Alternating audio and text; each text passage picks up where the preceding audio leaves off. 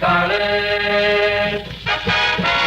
George Carlin is on the air, the smoothest record man anywhere.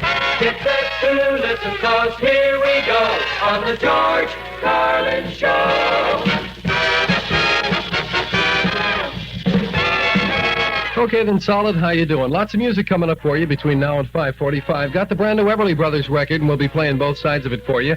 In addition to listening to Elvis's latest, came out this week, and we'll get things started with the new one by Chuck Berry. Stick around, good things happening here on 1480 at Carlin's Corner.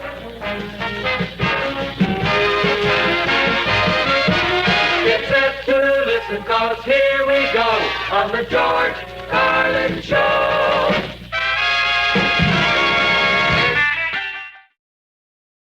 So you know what I say, it's your body, do what you want. You know, you want to make a hole in yourself? Go ahead, fucker, who's gonna care? Make a goddamn hole in yourself. Or get a tattoo. There's another thing you can do. Get a tattoo, that's a good idea. Get someone to draw a picture on you that'll never come off for the rest of your life. Not only will it never come off, it hurts to put it on and you have to pay the man money. Boy, there's a lot of good reasons for getting tattooed. Nothing like waking up drunk with the Last Supper on your chest. Jeez, I don't remember that. Well, you're not gonna forget it now. Not your Last Supper, the Last Supper. Well, you might have a little of each, depending on how drunk you got. I figure, you know, 1 tattoo means you got a little drunk. 2 tattoos, well, you just want to be one of the guys. 3 tattoos, they were having a sale at the tattoo parlor. More than 3 tattoos, you're beginning to enjoy the needles. Some guys must enjoy the needles. They got tattoos all over their bodies. You ever seen a guy covered head to toe at the beach? Got a little bathing suit on, walks around, looks like a fucking mobile art gallery? Guy like that dies, you don't bury him, stick him in a museum somewhere. These guys are fun, and they're handy. Gives you something to read on the bus on the way to work in the morning. Oh, holy shit, look at that. I was going to get tattooed, but I decided against it. However, I had some good ideas. I was going to get something different, you know. I wanted to get something a little different. I was going to get dotted lines tattooed wherever I bend. With little instructions, place tab A in slot A, do not glue. I was also going to get all of my internal organs tattooed on the outside of my body. In case I get a beginner at my autopsy, he'll know exactly what to do. Here's a good one for you guys. Get your nipples done as radio dials. Volume tuning. And the hair in the middle, that can be a speaker. Or if you want stereo, whoa. Here's a good one for the guys. Right here you get tattooed. In case of emergency, pull handle. How about a bumper sticker? If you can read this, kiss my ass. Okay, you know what the most popular tattoo is of all times? Mom. Yeah, isn't that something? More guys, you see that on every guy. More guys have mom tattooed. Not too many guys get pop. You don't see that much. You know why? I think it's because you can't read pop in the mirror. Mom comes out mom in the mirror. Pop comes out 909. What the fuck does that mean? If you want to get mom tattooed and save a little money, just get 2 letters done. You put an M on each cheek and then bend over and say, Mom! Hiya, Mom! How are you, Mom? Then you go out with your girlfriend, go to a motel, and put your legs up in the air and say, wow.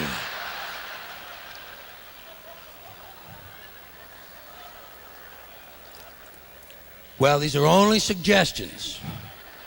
You don't have to actually go out and get this done. Many people right after the show run to the tattoo parlor and say, well, he said we had to get tattooed. No. It's up to you. You have free will. Have about 6 or 7 vodkas first. I got some little tips for you. When you're hitchhiking, have a little fun with people. Keep them on their goddamn toes. A lot of people don't hitchhike anymore because they're afraid they'll get murdered. Fuck it. Take a chance. Here's a good one when you're hitchhiking. Guy stops, says, where you going? Say, well, I got to go the other way. You mind turning around?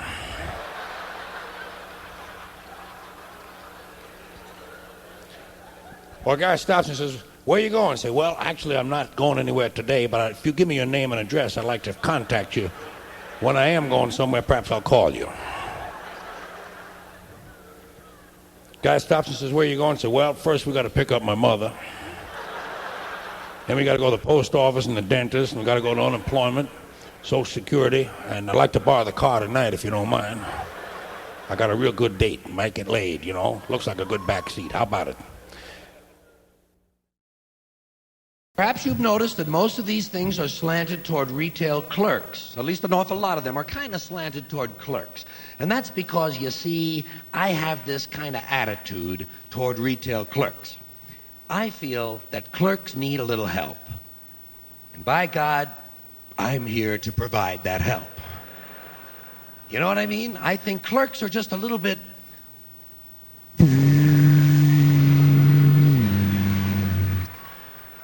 like they got a little neutral zone, you know?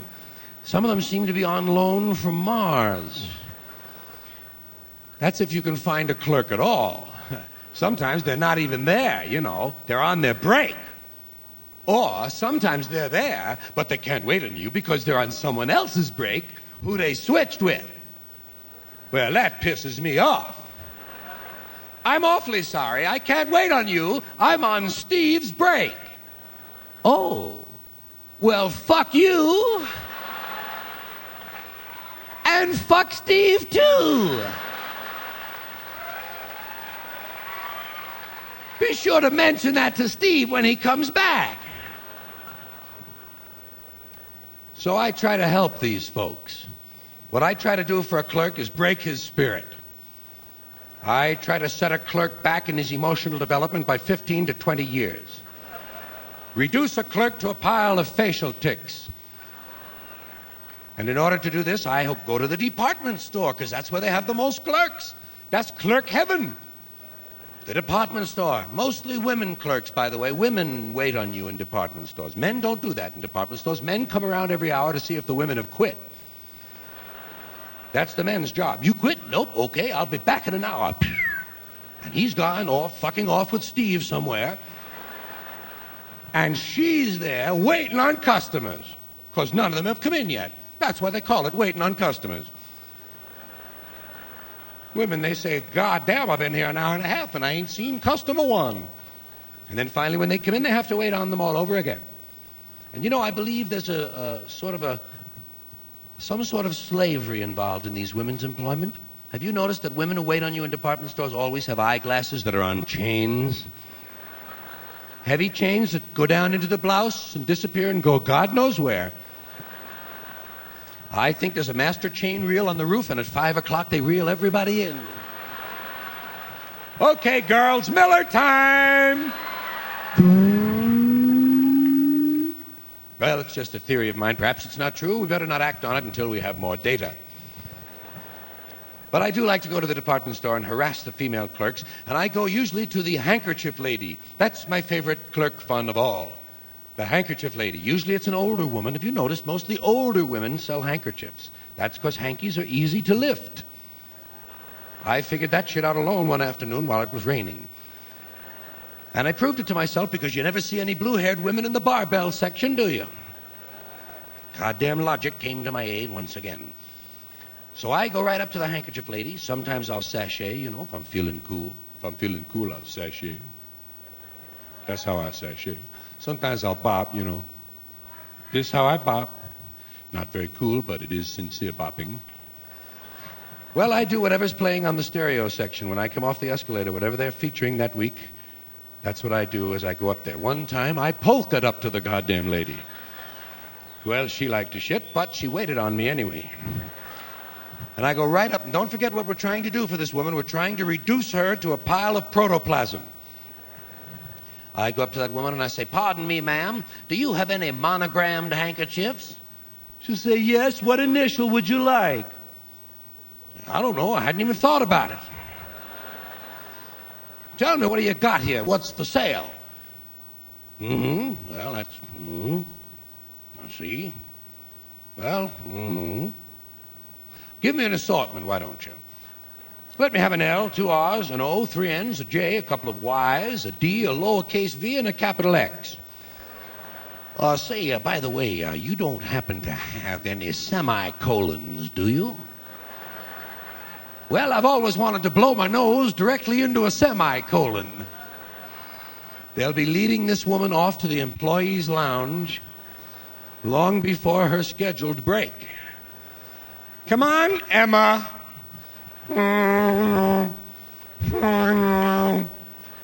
Emma is one of those names that no one under 80 has. you notice that? There are no infant Emmas. Emma is an acquired name. One day you're sitting on the porch, and suddenly you're Emma. Here's Johnny Badcheck's song from the Elmo prison movie, Your Wives Are Having Sex with Other Men. Your wives are having sex with other men. They're lying on the bed and having orgasms. While you're in here awaiting, they aren't hesitating. Your wives are having sex with other men. The men are coming to your home. They know your wife is all alone. First they drink your whiskey, then they smoke your cigarettes, and then they fuck your wives. And then they fuck your wives. Thank you very much.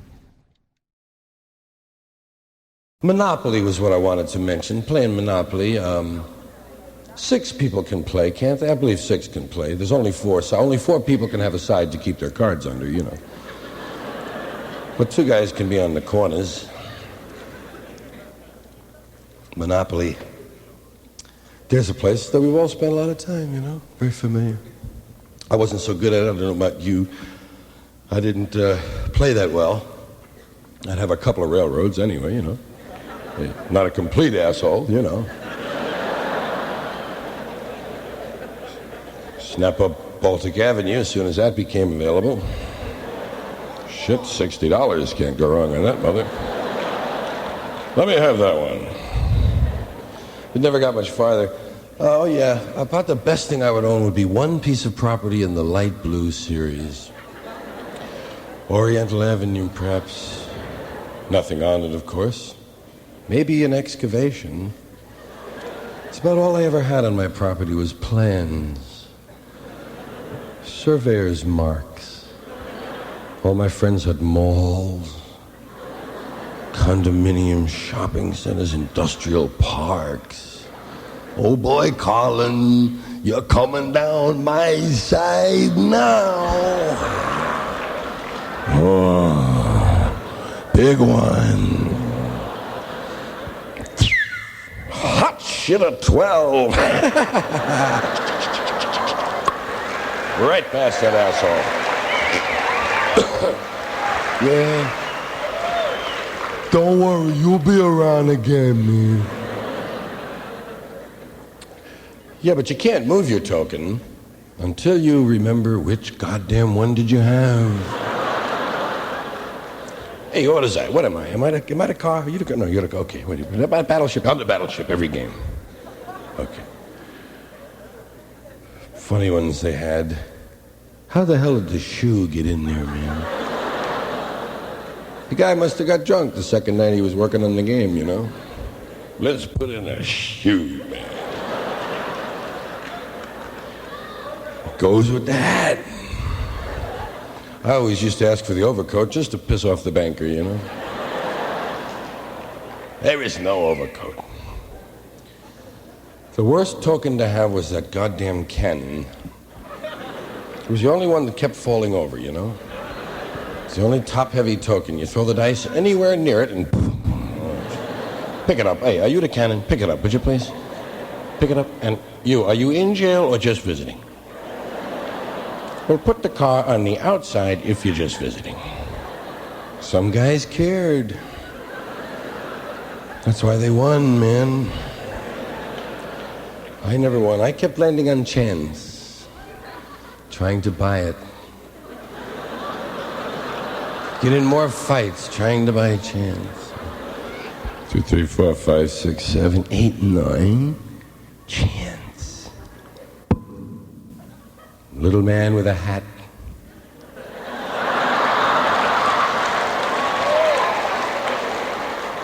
$200 for being an asshole.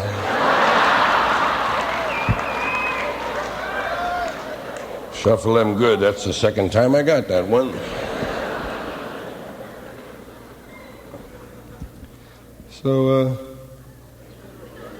well, I didn't win, but I was always in at the end of the game because I had all the $1 bills. Yeah, 1,500 in singles, and they needed me to make change for their shitty deals. All right, now, before you get the idea that I'm a strictly negative person, I don't want you to go away thinking that. I have some positive suggestions to make for some new sports. Some sports that we don't have. Some sports that, in fact, are missing. Where is college auto racing? You never see that. High school auto racing? They have it, but it's not organized, is it? I'd like to see mud surfing for places like Bakersfield where you don't have a goddamn ocean. Turn the garden hose on, get in there and fucking mud surf. How about high-speed competition skipping? Might be dangerous. You wouldn't want to do that at night. Here's a nice sport for the idle rich. Airplane fishing. You'd have to have a lot of line, but who knows, it might be a whole lot of fun. Here's an exciting sport, indoor hunting. You don't know where the other guy is. He might be behind the couch. You got to take a piss at 2 in the morning. Look out, holy shit. Here's a winter sport you might enjoy, the 33-man bobsled. Well, it would give everyone a chance to participate. Here's a kind of a peaceful sport. Cross-country chess.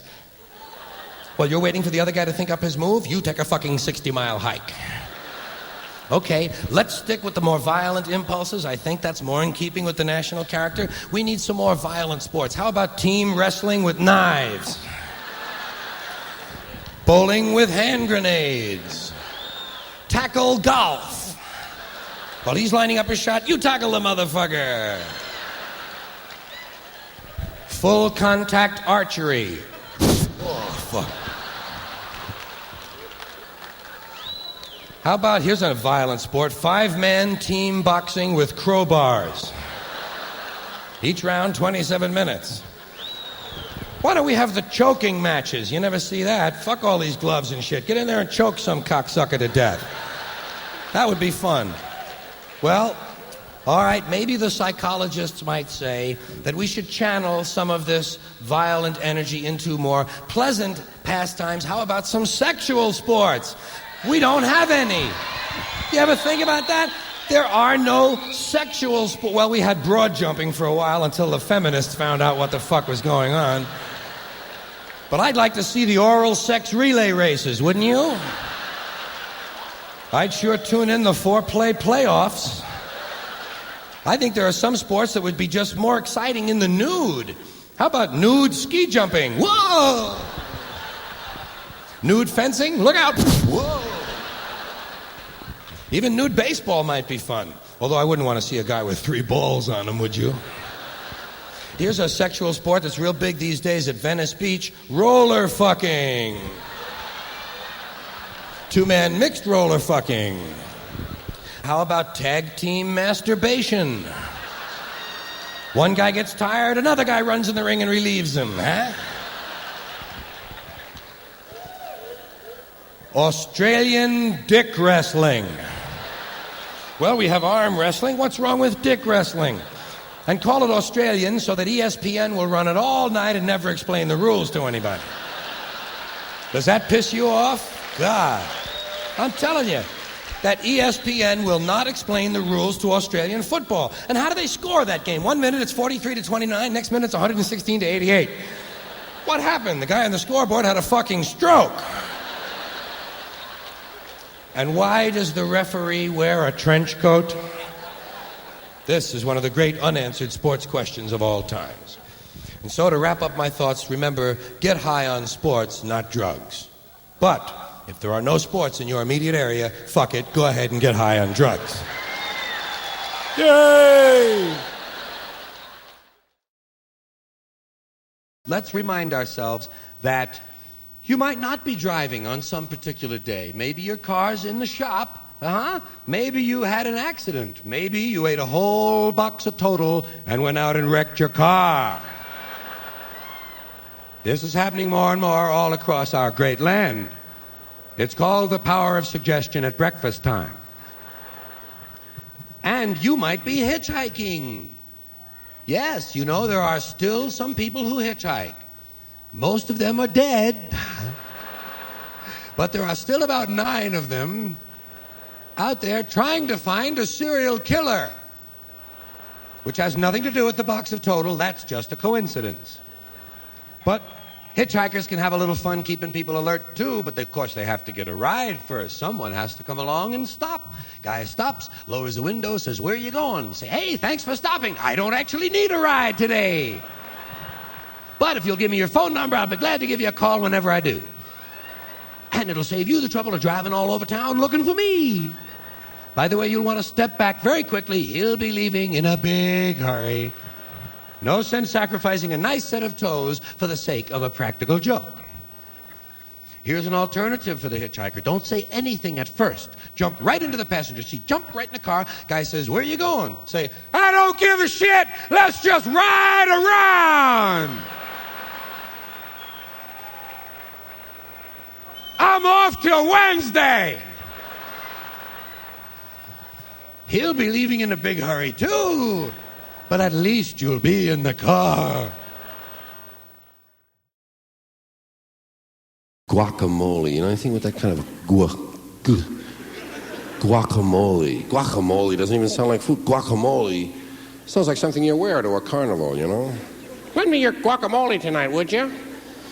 Guacamole sounds like a child's game or a thing you drive around the house. Take the batteries out of that guacamole. Or guacamole's a thing you don't know the name of. Try to put the jigger in the old guacamole there. Guacamole isn't to eat guacamole.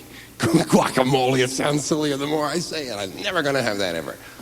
Guacamole, fuck it. Guacamole. I don't want that. I don't like it. It doesn't sound good. The nuts will fuck up a good piece of cake every time, too, I'll tell you. If you're not expecting them. If you have nuts on your mind, fine. But if you got a clear nut channel and you're not thinking nut, you don't want some cake slipping a nut in on you. You got a piece of cake that you assume to be nut-free, and you're chewing your ass off. A nice piece of chocolate cake. You got most of it on the left cheek, because that's where you chew good, and you don't get the electric signals from the chocolate to your brain on the bad teeth you have on the other side. Chewing that chocolate real good, nice and soft, good soft, nice consistency. Now the frosting is starting to blend with the cake part, and it's all one good big gooey mess in your mouth, but it's smooth as hell. It breaks up and it comes back together, and you're chewing like crazy, and here comes a nut. Here comes a nut that you have to deal with. Either you have to chew it at the moment or put it in the ashtray. I usually put it in the ashtray along with my toenail clippings. Don't you keep your stuff like that? Don't you keep parts? Never know, folks, when we're going to need parts. I do. You know, an old callus, I hang on to it, man. Skin from last summer's sunburn, yeah. Keep it in the top drawer. Hey, I just want to know where it is, you know what I mean? Somebody says, "Got any skin from last summer?" Top drawer, right here. Yeah, anything comes out of me, I'm curious about. I'm going to save it for at least a half an hour. Till it dries out, you know? Whatever it is. Oh, sure, your fingernails, it gets you can't bend them anymore after a day or two, you know? All the water goes out of them, and you go, "Whoa, holy Christ, can't believe that was my fingernail." But it was. Tonight I would like to ridicule those commercials that come on late at night on television and last for about 15 or 20 minutes. They always have Eddie Albert or Don Wilson or someone else you trust. They come out and sell you records, a lot of records. I'm wondering what's going to happen when the fringe people and the shady operators get a hold of this same idea. I call my version of it 400,000 American musical favorites. Well, hi there, folks. It's Carl Closeout here, your old pal. And tonight we have the best offer we've had for you in some time, with the possible exception of the nude photographs of David Eisenhower. They were very well, I must say that.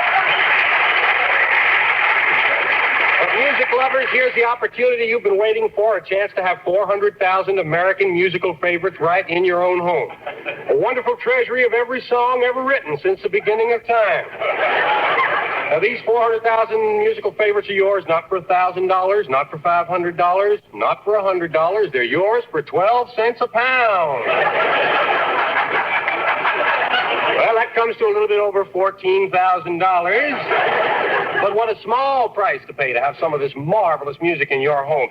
Songs here of every description. Songs we've hummed since childhood. Not continuously, of course, but from time to time. Some great American musical favorites, including Deutschland über alles, Say Sabone, Song of India, Hava Nagila, and that great American favorite from 1942, Give the Jap a Slap in the Ass.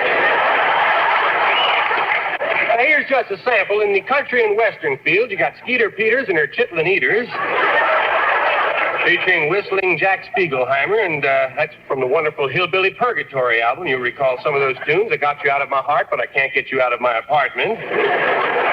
Please don't wear your golf shoes when you run around on me. Church Fire Mama, Hit and Run Polka, Earwax Boogie. A lot of tunes you've been waiting to hear for some time now. Got symphony music, too. Don't want you to think we left out you symphony fans. We got the Bell Telephone Orchestra playing Symphony Number 9, Opus 508, area code 212. And jazz fans, as you know, the big bands are coming back. There ain't no jobs for them, of course, but... they're coming back. Going on. I know you're going to enjoy the Ornette Perkins Far Out Woodside Avenue Experimental Pop Band and Travel Agency as they play their calypso version of Taps. And you Latin favorites, ole, ole. We have Latin music. Tito Cabeza has got a big Latin department. Wonderful, wonderful tunes for you. We have the Mexican hat dance, Mexican overcoat dance, and the ever popular Mexican corrective stocking dance. That's what all. Yes, sir. You're really going to freak your brains out, folks, as you march down memory lane, remembering old-time memories from historical things that happened once before to you. Here's a great German love song. I know you'll never forget it. I miss your sweet and gentle touch. I love you from the start. Fight, fight, fight. Put 'em out, please.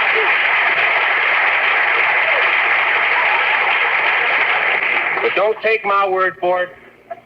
Try the records in your own home for 10 years. Take a leave of absence from your job and give them a listen, folks. You're going to like them. If you have any problem, just give us a call. We'll send someone over to poison your dog. And you know, it just occurred to me that some of you might be sitting out there saying, well, gee, Carl, I just don't have 14 thou right now to lay out on records. Well, we can spread them payments out over a week for you, folks.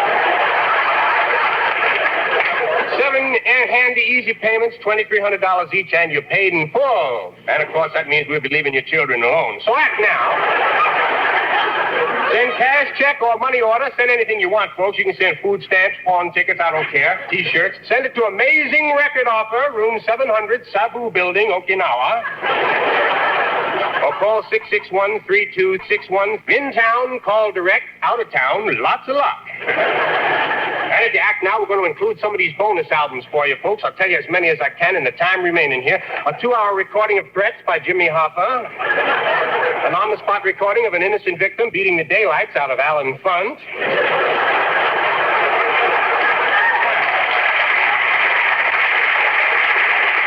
The Genius of Don Pardo. A complete collection of Vaughn Monroe's fishing tips. A 3-hour recording of Sam Levinson describing his kitchen as a child. A 3-hour recording of Dr. Timothy Leary describing his child as a kitchen.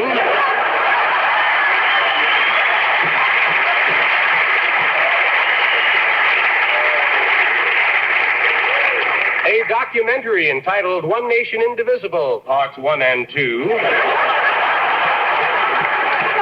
An actual stereo recording of the fluid in a bat's middle ear.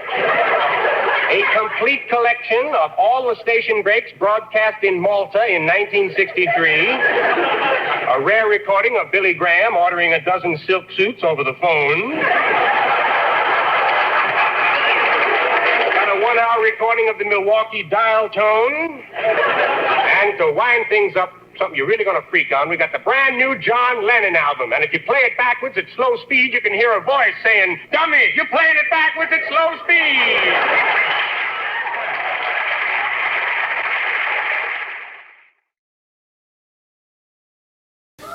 I want to tell you how much I love peas. I don't want to say I love peas. You know, you just say I love. You say I love this. You know, boy, I really love baseball. You know, hey, you like baseball.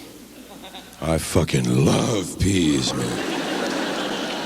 I mean, I really care for peas a great deal, man. Peas. All I am saying is give peas a chance. I love goddamn peas. You know how much I love peas? I love them so much that sometimes I have only peas for an entire goddamn meal. What are you having for supper, Daddy? Peas. That's it? That's it. 3 cans of goddamn peas.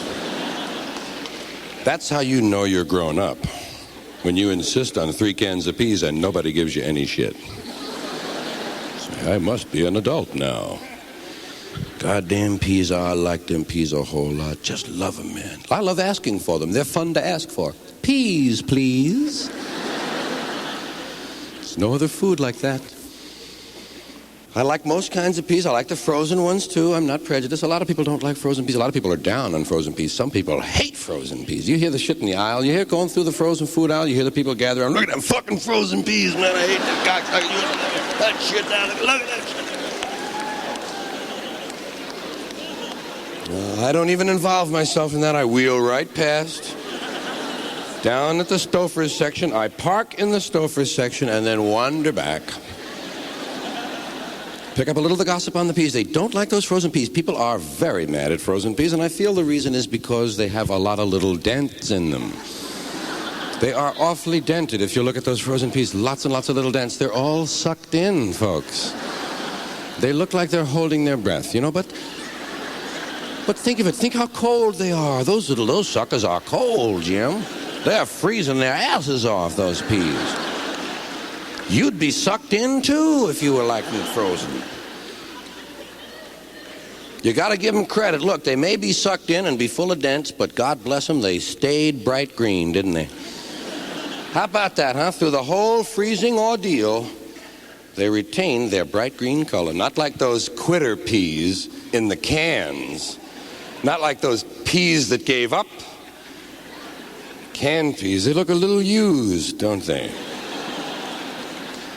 I feel sorry for them, too. I don't know what they've been through. God knows what they do to them in that canning process.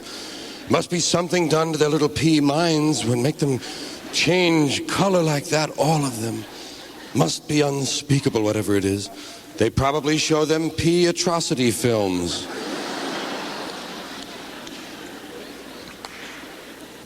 Yes, I like... Well, you know what I like about the canned peas have something else going for them. The label is so full of information. On canned peas, first of all, it says green peas. That's just in case you're about to fuck up and bring home red ones by mistake. Which ones we have last time, honey? The green ones? Well, let's get them again. They were rather good. Also on that can, it says early June peas. Hey, I'll bet you they're sticking some late May peas in the can. You know what I mean? Get out of here. I don't even know if early June is a good time for peas. Peas might suck in early June. I'm from the city. They wouldn't tell me, man. Sell him that June shit. He'll eat that. I'm probably looking for mid-November peas, and I don't even know. Something else on the label that catches my eye. It says fancy peas. Well, I already do, or I wouldn't be in the pea section, you know. But it says fancy peas. And then sometimes it says extra fancy. Well, I can't resist that. I bring them home. Goddamn, open them up. They're just plain green. You know, I mean, if they might have had little Donald Ducks on them or something like that, now that would be a fancy pea. I'll tell you what I really love the most about peas is you get so goddamn many of them, man. God, you get a lot of peas. I'll bet you get more peas than almost anything else you could order. Except for rice. You do get a little more rice than peas. It is smaller, you know. Corn is about the same as peas, I guess. But goddamn, you get lots of peas. I'll bet you get 106 to 118 peas in an order of peas in a good place. You get enough peas that you can throw 6 or 7 of them at people and still have plenty to eat. You can't do that with a potato, you know. You throw one potato and you blew a 30-year meal, man, right there. Also, they know who did it, the guy with no potato. Hey.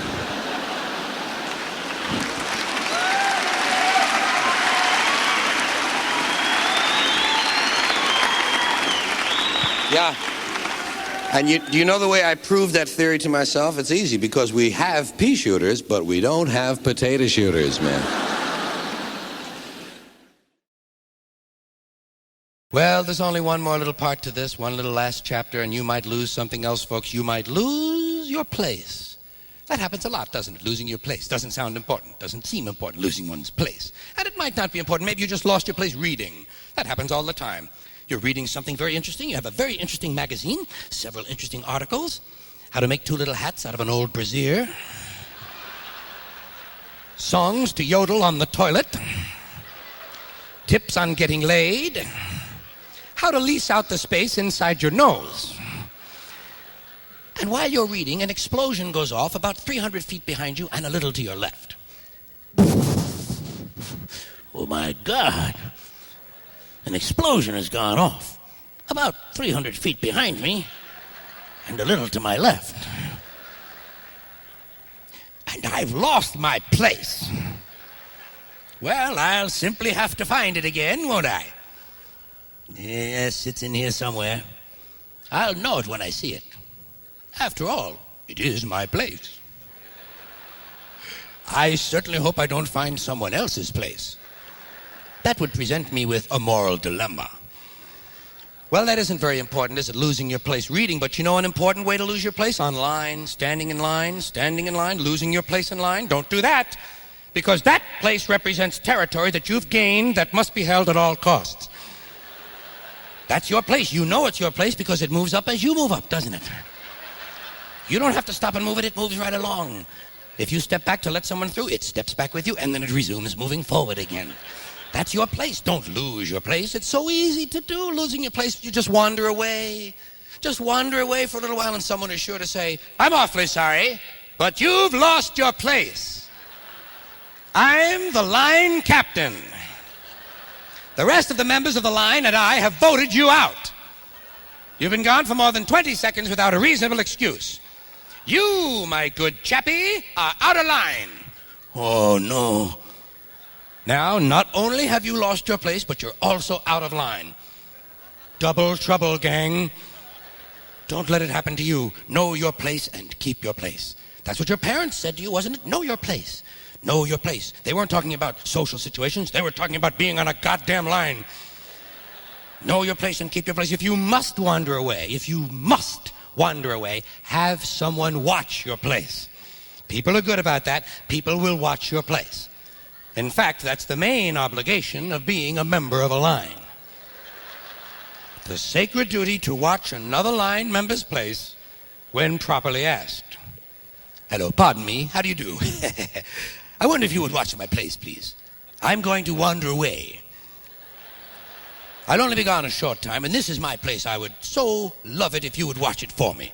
Would you be kind enough? Oh, thank you, that's very nice of you. And say, don't forget who I am now. Look at my face. You'll have to recognize me upon my return. This is a distinguishing characteristic you can use. You know what that is? It's a mole. My mother says it's a beauty mark. But I know it's a mole. I'll be right back. Thank you very much. I'm going to tell him about our arrangement because in case you die, I want a backup. Hello there. Pardon me. He's going to watch my place. Okay? I'm going to wander away.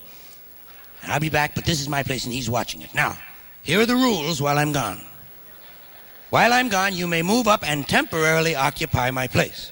But when I return, you must move back and relinquish my place to me, because after all, it is my place. If he wanders away, you have to watch 2 places.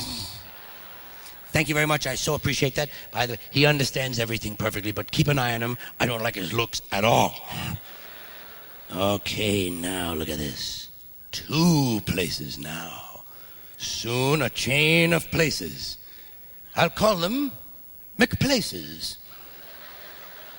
Time to expand my empire. Pardon me. Will you watch my place, please? I'm going to wander way over there. I'll only be gone a short time if you... What's that? Well, he's watching that place. Well, he can only watch 1 place at a time. Let's not worry about him. Pay attention to this place here, please. Thank you very much. Now, don't forget, you'll have to recognize me while I'm gone. You know what this is? It's a beauty mark. My mother was right. That asshole thinks it's a mole. I'll be right back. Thank you very much. Oh, hot shit. Look at this. Oh, boy. 3 places now. Soon, coast-to-coast places. I'll have places all over the place. But I'd better get back to my original place and consolidate my holdings. Back on line. My place in line. You ever notice the line you're on isn't moving? I never get on a good moving line, a well-moving line. Do you? My line is always stuck. The other lines are moving beautifully. Is this a subjective illusion, or are we always getting on the wrong goddamn line all of our lives? I think we're always getting on the wrong goddamn line all of our lives. My line is never moving. Look at that line moving along smartly, isn't it? You can actually see the people picking up their feet and putting them down. That's how fast they're moving. You can see little speed lines coming off their clothing as if they were in a cartoon. Look at that line. The woman in the red hat is already up to the window. She came in a half an hour after I did. If I were on that line, I'd already be home watching the lifestyles of the rich and famous on TV. Well, this is when you might lose something else, folks. You might lose your nerve and jump to the other seemingly faster line. Don't do it. You're sorely tempted, aren't you? Oh, if I get on that line, I'll be out of here. You're sorely tempted. Don't go over there, friends. You know what'll happen. You jump over here, and this line goes... And your new line closes down for the season. This line closed until doomsday. And you can't go back over there. You know what they'll say? Bullshit, you took a chance. Thank you. That's all there is on that, I'm afraid. That's all I got for you. Do you realize that Hitler only had 1 ball? A lot of people aren't aware of that. Hitler only had 1 ball. Well, actually, it was an undescended testicle, but what you see is what you got. Hitler only had 1 ball. People didn't know it at the time. People kept saying things like, Jesus, that Hitler, he must have a lot of balls, you know? No, 1. He started all that shit on 1 ball. The British Army knew about it. British Army had a song for him. Hitler has only got 1 ball. Goering has 2, but they are small. Himmler has something similar, but poor old Goebbels has no balls at all. So, thank you. Well, so it's music you want. Well, by God, it's music you'll get, then. I'm a musical fella, and I like my music, and I like historical things about music, like that little Hitler anecdote. Things that are from musical history. Do you realize that the Mexican hat dance was written by 2 people? Nobody knows that. 2 guys wrote the Mexican hat dance. The first guy wrote ta-dan, ta-dan, ta-dan, and the second guy wrote ta-dan, ta-dan, ta-dan. Think about it now. If it hadn't been for that second guy, the Mexican hat dance would have gone ta-dan, ta-dan, ta-dan, ta-dan, ta-dan, ta-dan, ta-dan, ta-dan, ta-dan, ta-dan, ta-dan, ta-dan. I would have turned the fucking thing off after about 18 minutes, to tell you the truth. They were so happy with what they did, they went out to celebrate. And they met another guy, and he went... This is the kind of shit history is made of. Musical history. You know why I do these things? Because I'm a musical guy. Besides being a balloon fellow, I'm also a musical guy. I love music. I'm musical. See, I use that adjective for myself. I'm musical. I'm not musically talented. That's different. That's a distinction that's made. It's a distinction that's made usually by people who are musically talented. You've heard them. They'll say, is he talented? They'll say, oh, no. He's musical. That's me. I'm musical. It means if you hit me in the head with a pipe, I make a noise. And I'm like most people. I've written a few songs in my life. You know, I think a lot of people who are musical, you write a song, you might be lovesick or something, you write a little poem and you have a tune for it and you put it away and you don't show anybody. But I've written a few things. I wrote I wrote, if I give my heart to you, will you give me a receipt? I got you out of my heart, but I can't get you out of my apartment. Every time I sleep with you, I realize you're tall. What else? Well, I'll think of them, lots of them. I wrote one love song you might have heard of. Here's one you might have heard of even. Kiss Me, I'm Coming. Do you remember that? Kiss me, I'm coming. Ah! And it goes on like that for about 8 minutes, hopefully. Yeah. I wrote another one. I wrote, Nobody Knows How I Feel, so I keep it to myself. That's kind of nice, too. Also, I wrote a love song for fish. Can you imagine? I did. I wrote a love song for fish. Somebody had to. Mrs. Paul didn't give a shit. Swimming around nude in a tank full of fish sticks? I don't care for that lady. I wrote a nice love song for fish. It's called Lay Some Eggs in the Sand and I'll Squirt Some Jelly-like Substance on Them. Well, I found fish are very direct in their communications. Also, they'll dance to just about anything. I wrote a country song. I heard your reaction to the country question earlier. I wrote a country song. It's called Drinking Beer, Taking a Shit, and Passing Out. Well, you got to really be a country fan to like it. Also, you ain't been right to me, so I'm going to womp the piss out of you, but for some reason they won't play it on the FM stations. Oh, I'll get to the words. I got a longer list than 7 by now, believe me. We'll get to that. That's at the end. Yeah. Something else, though, about some songs. This is my little musical break, and I kind of indulge myself, so you have to kind of go along with it. Instead of taking a real break and going out and lying down, I sort of just talk a little about music. I do folk music, too. I do folk songs. Not hardcore folk music, but I do sort of a crossover folk, kind of a pop folk, sort of a country pop folk, reggae, classical folk. Classical music is what folk, sort of a boogie folk, you know what I mean? It's a nice kind of folk. I do one. Here's one that everybody loves. If I were a carpenter and you were a lady and I hit you with a hammer, would you think I was crazy? Broadway show, someone yelled, hey, George, how about a Broadway show tune? By God, I do them as well. Broadway show, here's one that everybody loves, especially you. Away out here, we've got a name for rain and wind and fire. We call one rain, we call one wind, and we call the other fire. Well, it seemed like the way to handle things, one name for each phenomenon. Sometimes I do this, but not tonight, I hope. Okay. Certainly. What else? Wait a minute, I got a couple more songs before I get this out of my system. You know what pisses me off in music? No one can tell me the rest of the words to Ta-ra-ra-boom-de-ay. Doesn't this make you mad? Everyone knows the beginning of the goddamn song. Everybody, in fact, people get cocky about the beginning. They go ta-ra-ra-boom-de-ay. Nobody knows the rest of it. One guy told me it's ta-ra-ra-boom-de-ay. Did you get yours today? I got mine yesterday. That's why I walk this way.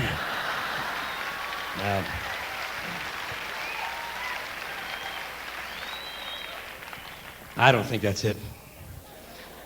Another march they never taught me the ending to. Oh, the monkey wrapped his tail around the flagpole to see his asshole. Dun-da-da. And they leave you hanging there, just like the goddamn monkey.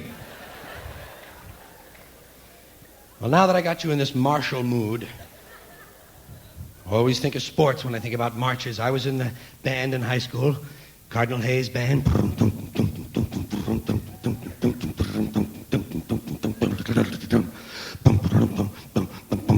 I love that shit. And I found out, yes, I played third trumpet. Third trumpet is the kind of thing where if you play it, you wouldn't recognize the goddamn song. I played third trumpet, and I found out very early in my high school marching band career that it is impossible to play the trumpet, read music, and march intelligently at the same time. So I said, fuck the first two, I'm going to march intelligently. Because people can see that from a distance. They can't tell if you're fucking up the music. They can by God see if you're going like this. So I marched like oh man, I marched good, but I wasn't playing shit, just going like that. That's the way you keep alive in the world. You have to make choices. If you're going to be lost, you better be found. Those things go together, lost and found, we know that. Nature insists on things in pairs, up, down, left, right, north, south, black, white, male, female, lost and found. You have to have lost and found, especially if you're going to open your own lost and found department. You have to have both kinds of items. You have to have some things that were lost and some things that were found, so that people will have a choice when they come up to the window. Don't you always think of Lost and Found as a real place, kind of a department, an honest-to-God place with its own employees and everything? I mean, it sounds that way on the phone. You call up and you say, "Pardon me, did anyone turn in a fife?" They'll say to you, "Well, you'll have to check with the Lost and Found department." And immediately I picture a place with a window and a lady and a nameplate there, Olive Strong, waiting for people. Perhaps a sign above the window that says lost, an electric sign maybe. Lost, found, lost and found, lost, found, lost and found, lost, found, lost and found, lost, found, with an electric arrow going and shiny bright showcases in the back with all the lost items displayed nicely for people to see. But it's never like that, is it? It's never like that. You go to the Lost and Found department, first of all, it's in some other goddamn place like sales or marketing or some shit. You go in and you say, "Lost and Found?" They say, "Yes, in the drawer here." That's all it ever is. It's one drawer in the lady's desk. The double drawer on the left, the file drawer. Here's a woman they don't even trust with files. She's got our stuff. I say, "May I look in there?" "Well, that's the idea." "Okay, thank you. Perhaps I'll find my item. Let me see. Oh, unusual things. There's a top hat with a big hole in it. And a half pair of earmuffs. 2 monocles welded together. There's a scarf with the map of Barbados on it. And an old skate key. That's all you have, eh?" "Yes." "Oh. Well, none of it's mine. But could I have the scarf with the map of Barbados on it? I like that." You might as well get something for your trouble. Take something and make believe it's yours. You know, it would be fun going to Lost. Yeah, that's funny. I like that. Yes, that's mine. That key, all of these things are mine. Where did you find these things? I had every one of these with me yesterday. Well, I certainly want to thank you for helping me out. That would be a lot of fun. You know, it would be great if you were psychic. You could really clean up. If you could see things without seeing them, you could go to Lost and Found and just make a fortune, describing all the unusual things. You say, "Pardon me, is this Lost and Found?" "Yes." "Oh, excuse me. Do you have a pink plastic Jean Autry wallet with a picture of a bear jacking off?" Well, by God, he hit it right on the nose. That fucking Walter Cronkite, I'm glad he's leaving, because I don't believe that shit he does, man. Walter Cronkite. This is Walter Cronkite. That's the way it is. You ever hear the way he says the word oil? Oil, I think, has 1 syllable. It's sort of, but it's oil. He says oil. Listen for that. Not making fun of Walter. Yes, I am. Oil. Well, the oil fields today and the oil companies and the oil industry and the oil prices. That's the way it is. Walter Cronkite. Bullshit, Walter. That's not the way it is. The anti-nuclear thing, they call me up a lot. The Anti-Nuclear Alliance or whatever they're called, some different groups. You know, I'm sympathetic. They call, they say, "We're against nuclear energy." I say, "Shit, got none at my house." We got rid of everything, you know. As soon as I heard it was dangerous, I said, "Honey, let's get rid of all this shit." Got rid of all that nuclear washing machine we had. Nuclear fan. All we got left, I think, is them nuclear Christmas tree lights. But God, the kids love them so much, you know. We'll probably hang on to them and take the risk. You know, when you're watching the news at home, don't you hope when you watch the news that you'll be dead when all the really weird shit begins to happen on the planet? Yes, when the stranger, you say, "Oh shit, I hope I'm not 70 and I can't run," you know? Because it's going to get weird, you know? In the post-atomic age, after the first accident that a terrorist has with this little device he thought he knew how to run, that London goes away, and then all the shit goes down, and it's no gas, no heat, no steam, and electricity's only 4 hours a day. And roving bands of maniacs That's what I think about, man. You're going to be sitting at home. You think everything's cool. We still have a lot of spaghetti and stuff we buried, honey. We had the lead shield over the canned peas. We've still got water. The dog is dead. We can eat him and everything's going to be fine. When your mother's, when she gets over that shit, we'll be okay. There's plenty of iodine, and you're really trying to do, and comes a knock on the door, and it's a roving band of maniacs that have come to see if you have any stuff they might need. Oh, my goodness, yes. All the different groups of maniacs, too. Different kinds of maniacs. First of all the prisons will empty. And we'll have the roving bands of prisoner maniacs with their own special brand of party. And there'll be the Hells Angels who haven't been in prison, but have been out practicing anyway. And then there'll be my group, the Scotch-Irish maniacs, who'll have found, they'll have found enough supply of spirits to get them across the continent several times without sleep. Yeah, and the Vikings will come around again. Should be strange. I don't really have anything to say about that, except about this country in general, that I do feel one thing I feel happy about this country. I'm proud of, and it makes me feel good. It's the thing I love the most about my country, and it's that no matter where you are in this country, any city at all, you can walk in someplace and buy a Mounds bar. I just like that. The country will really be in trouble when we have a president named Lucky. You imagine a guy named Lucky winning the presidency? Lucky Wismore. Holy shit, President Lucky. Well, we could have used a couple of lucky presidents, Nixon seemed like a lot of people got mad because Nixon never admitted his guilt. That's all I wanted to mention. I think it would be nice if he would at least come out and admit that at least he was a real prick most of the time, He wasn't guilty. I'm not a crook. I'm not a crook. I'm not a crook, but I was a prick most of the time. I just like to hear that somehow, Speaking of naming things, am I the only person in this country who's laughing when these commercials come on television for snapper lawnmowers? Doesn't everybody in this country yet know what a snapper is? A snapper is a pussy. It's not as popular a usage as it once was, but snapper means pussy. Long time ago, originally, snapper just meant a certain kind of pussy. Meant a snapping pussy, which you must know about. The kind got a little special extra muscular control and give you a nice grab there when you need one and give you a decent hump. Do you know what I'm talking about, okay? When I was growing up as a kid, it was kind of a mythical thing almost.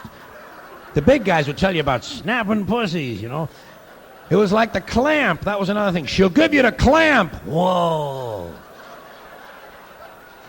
Remember that? Whoa, scary shit. But snapping pussies sound okay to me. So anyway, now,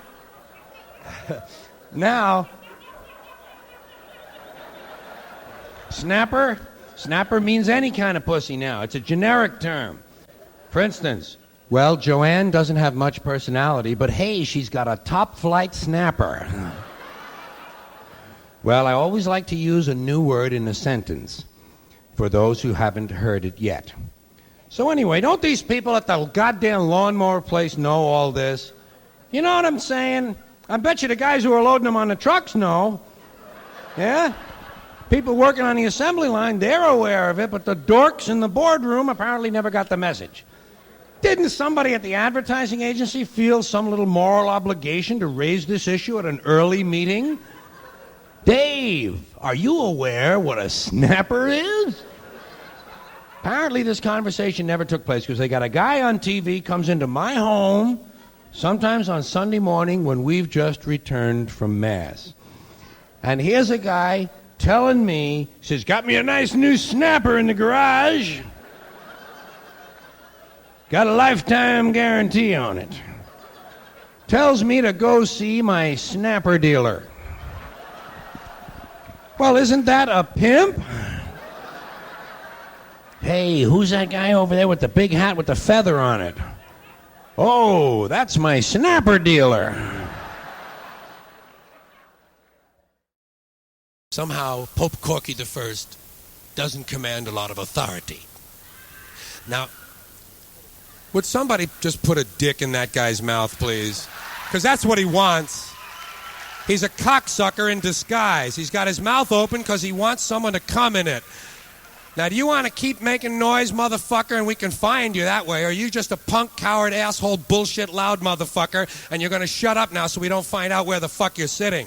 Because if you keep it up, we'll grab your ass and throw you on the fucking street where you belong with your mother. And I'm fucking her in the asshole every night anyway. So fuck you and your sister and your wife. If you got a kid, I hope your fucking kid dies in a car fire. How do you like that, you stupid cocksucker? Shut the fuck up and get the fuck out of here. You know, see, you gotta use psychology. You gotta be a bit of a psychologist up here and know how to appeal to a person.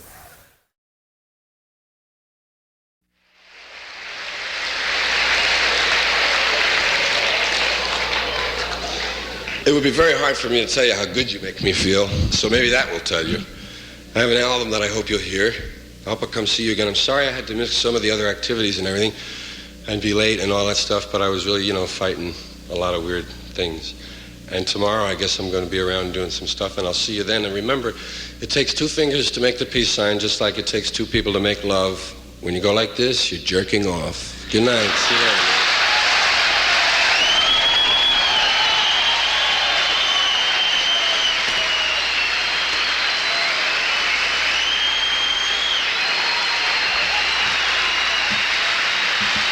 Let's give George Carlin a great hand for coming out of the hospital to do this show tonight.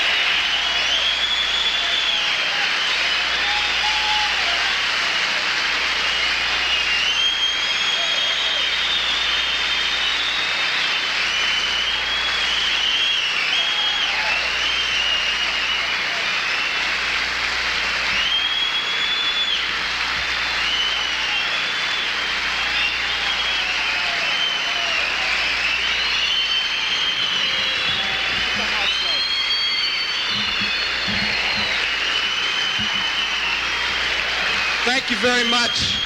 You're a fantastic crowd. Would you please exit through the rear exits only? You can't get out through the front. Thank you very much. This is radio station WKSU, Kent State University.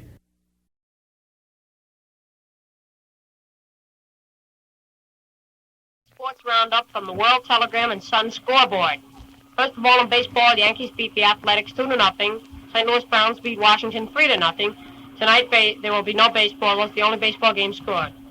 The only game in the National League was the Dodgers and the Cardinals. The Dodgers won that game 35-0. In the golf scores, Ben Hogan won the National Open Women's Golf Championship with a 18-hole score of 71. That's a new record for the Open Golf Championship. In the boxing world, Willie Pett beat Jake LaMotta last night, as you all know. And now, folks, we are going to bring a special broadcast from Russia. Means hello, folks. Goodbye, folks. Many times you've seen me before in movies. This is WMGM FM New York. This is Gene Kelly. It was a pleasure to star with Lana Turner and George Murphy in the new picture, Flying Sailors. This is WMGM and WMGM FM in New York. Stay tuned for Brooklyn Dodger baseball. It's a home run, folks. Mark Campanella wins the ball game for the Dodgers. That was the quickest game on record. Jewish Radio, New York reporting from Hollywood. We have a few guests house tonight we'd like you to meet. First is Peter Lorre. I was walking down the street the other day and I saw a man with a knife in his back. But don't get me wrong. I like people. Dead people. Next I have my friend Jimmy Cagney. All right, you guys. Get out your guns. We're going to raid this bank. We're going to make it a worthwhile job. We're going to get 100 G's. Don't worry now. We're going to get hordes of money. Here's Humphrey Bogart. All right, Jimmy. Come out of that bathroom and come out clean. Ho, ho, that's a joke, son. Hey, Brother Boone, did you see the other day when I saw a man walking down the street? He wanted to know, why'd you wear chicken cross the road? Well, I'll tell you why chicken do cross the road. The chicken cross the road to get to the other side. Oh, you be sharp tonight, boy. Yes, sir. Why do a fireman wear red suspenders? You don't know? Oh, fireman wear red suspenders to hold his pants up. the World Series between the Dodgers and the Yankees, and it's 3-0 in favor of the Yankees, and it's 3-2 the count now on Roy Campanella as he steps up. Dodgers losing 3-0. Here's the pitch. And there it goes. It's a long drive going way, way out. And there goes Giovanni Boggy Jones. He can't get it. It's a home run up and over the fence. And Campanella scores. The Dodgers win the first World Series. I'm wild again, beguiled again, a simpering, whimpering child again, bewitched, bothered, and bewildered are you. Did you ever see the time, boy, when I saw my mother-in-law in her bloomers? Yes, you did, and you saw her too. Oh, I threw her out the window.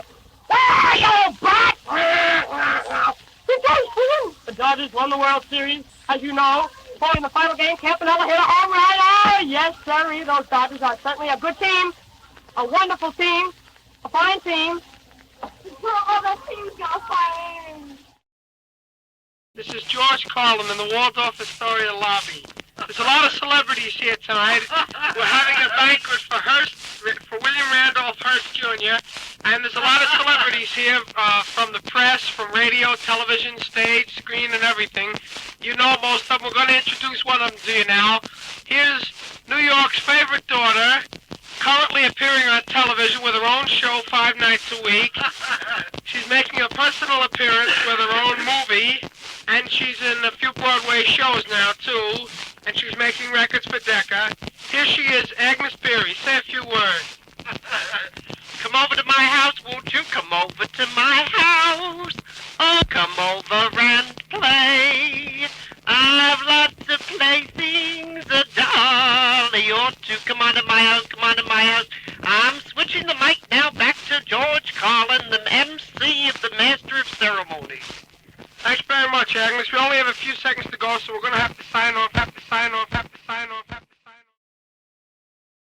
George Carlin reporting the news at 6 o'clock. Tonight we have news from Russia that Joseph Stalin has died during the sleep last night. It is approximated that he died at about 2 p.m. He had died from a bad heart. Looks like we're going to win the war after all. A new bomb is called the XYZ bomb plus 258YZX Cemento. It's a wonderful bomb and it can blow up the whole world. We have a flash just now that came in from Washington. Senator McCarthy is accusing President Truman of conspiring the United States. He says that President Truman has handed over secret documents about the atom bomb to Russians and Russian spies. We'll see what Senator McCarthy does about this when they bring him before the Senate Investigating Committee tomorrow. We have another flash just in from Akron, Ohio, that a large rubber factory has blown up. 3,000 people have been killed and 14,000 have been injured. 12 firemen were overcome by smoke, and all the fire engines in the United States went over there. It's the end of the news at night, right now. Dedicated to my mother. For it was Mary, Mary, plain as any name can be, but with propriety, society, they say Marie. But it was Mary, Mary, long before the fashion came. And there is something there that sounds so square, it's a grand old name.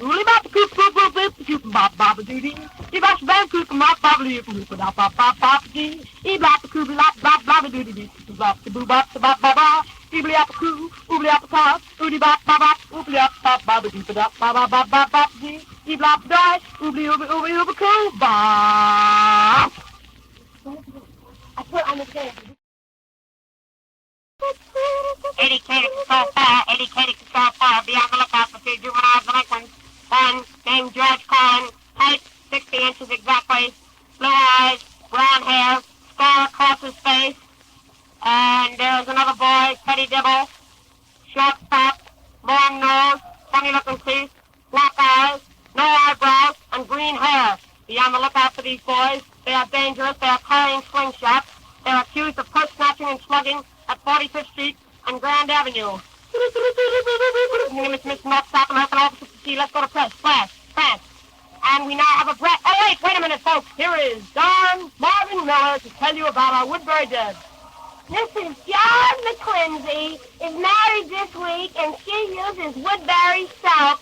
She said it's the best soap I ever used, and besides that, it tastes good when I give it to my son, because you can hear the curses he used.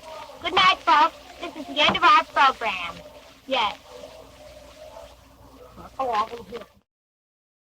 Talking to you from Pennsylvania Station in New York. I have here a man who has never seen me before, and we're going to let him take the Philip Morris throat test. How was that Philip Morris cigarette to you? Well, I thought it was fine because it was mild and, yeah. Yeah. Well, thank you very much, Mr. Stigite Koopsnagel. And now we have our Camels report. Over 35,000 doctors smoked Camels. We had 50,000 doctors interviewed, and over 50,000 of them, 35,000, were smoking Camels. Here is Mr. J.R. Flensky, a farmer.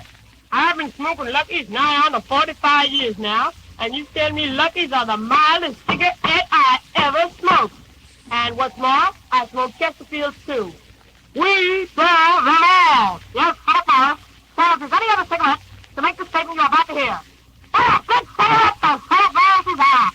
You ought to smoke them things. They smell.